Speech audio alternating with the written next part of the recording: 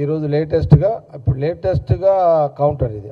ఆయన లేటెస్ట్గా నిన్న ముఖ్యమంత్రి రేవంత్ రెడ్డి గారు, ఉత్తమ్ రెడ్డి గారు పెట్టిన ప్రెస్ మీట్ తర్వాత మళ్ళీ కాళేశ్వరం మేడిగడ్డ మీద ఈరోజు మళ్ళీ మీడియా ముందుకు వచ్చిండు.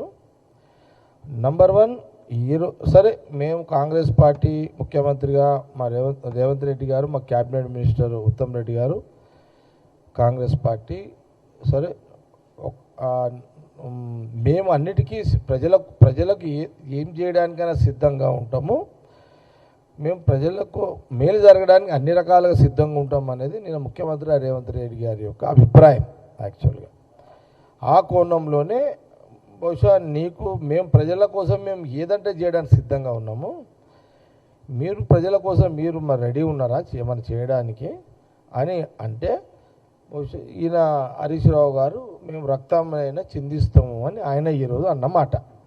దాని కౌంటర్గా నేనేమంటున్నా అంటే, కాంగ్రెస్ పార్టీకి, కాంగ్రెస్ ముఖ్యమంత్రికి, కాంగ్రెస్ పార్టీకి మాకు మేము ఒక మాట అంటే మాట నిలబెట్టుకోవడము, ఒక మాట అంటే మాటకు ముందుకు పోవడము, లేదా ఇది కాంగ్రెస్ యొక్క సంస్కృతి, రాజకీయ సంస్కృతి. ఇది ఇక్కడ టీఆర్ఎస్ పార్టీ బీఆర్ఎస్ పార్టీ హరీష్ రావు రాజకీయ వాళ్ళ సంస్కృతి ఏంటంటే వాళ్ళు ఏది చెప్తే అది నిలబెట్టుకోరు వాళ్ళు. దానికి ఉదాహరణ ఏంటంటే, మేము రక్తాన్ని చిందియడానికైనా, రక్తాన్ని ధారపోవడానికైనా మా దగ్గర ఎన్ని బాటలు ఉంటే అన్ని బాటలు రక్తం ఇస్తామని హరీష్ రావు అది అనడానికి పనిచేస్తుంది, కానీ దాన్ని అమలు చేసే ఒక ధైర్యము, శక్తి హరీష్ రావు గారికి లేదు. ఉదాహరణ, తెలంగాణ ఉద్యమం peak peak peak peak time నడుస్తుంది. రాష్ట్ర విభజన జరగాలని అనేక మంది ఆత్మహత్యలు, యువకులు ఆత్మహత్య బలిదానాలు అవుతున్నారు అప్పుడు. ఆ సందర్భంలో ఆయనకి ఏమనిపించిందో హరీష్ రావు గారికి, అరే అందరూ చేస్తున్నారు, నేను కూడా పెట్రోల్ పోసుకొని ఏదైనా ట్రై చేస్తామని ట్రై చేశాను. విచిత్రం ఏందో హరీష్ రావు గారు, అందరూ ఆత్మహత్య చేసుకుంటున్నారు కదా, నేను కూడా చేసుకుందామని ప్రకటన చేసాడు. సిద్దిపేట పోయిండు, పెట్రోల్ డబ్బా వెంబడి ఉన్నది, పెట్రోల్ పోసుకున్నాడు.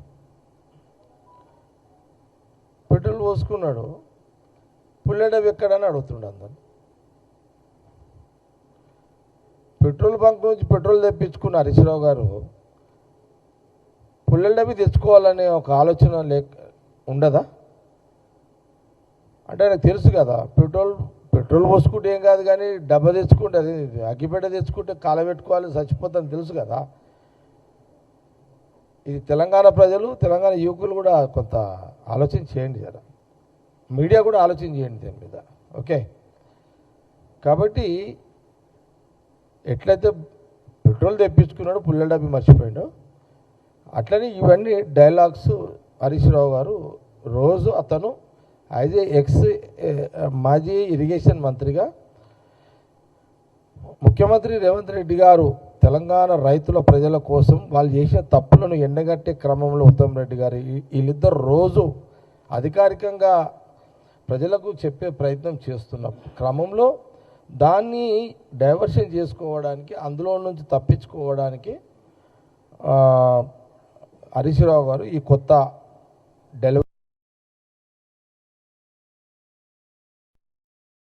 చాలా స్పష్టంగా ఆయన ధైర్యం ఏంది, ఆయన సాహసం ఏంది అనేది కాంగ్రెస్ పార్టీకి తెలుసు, తెలంగాణ ప్రజలు కూడా తెలవాలని నేను ఒకసారి రిమైండ్ చేస్తున్నా. నంబర్ 1. నంబర్ 2 ఏంటిది ఆయన వర్షన్ ఈరోజు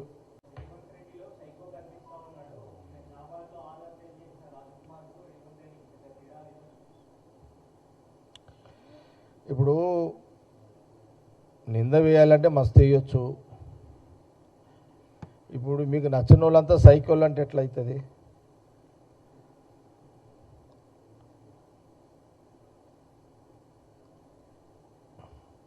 అది తెలంగాణ ప్రజల మాట కాదు, తెలంగాణ ప్రజలకు స్పష్టత ఉంది. ఇప్పుడు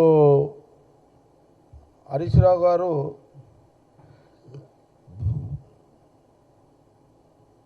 ఇక రేవంత్ రెడ్డి గారిని ఏదోటి అనాలి. ఆయనను రోజు ఏదో ముఖ్యమంత్రి రేవంత్ రెడ్డిని ఏదోటి అనాలి, ఆయన ఒక లైన్ తీసుకున్నట్టున్నాడు.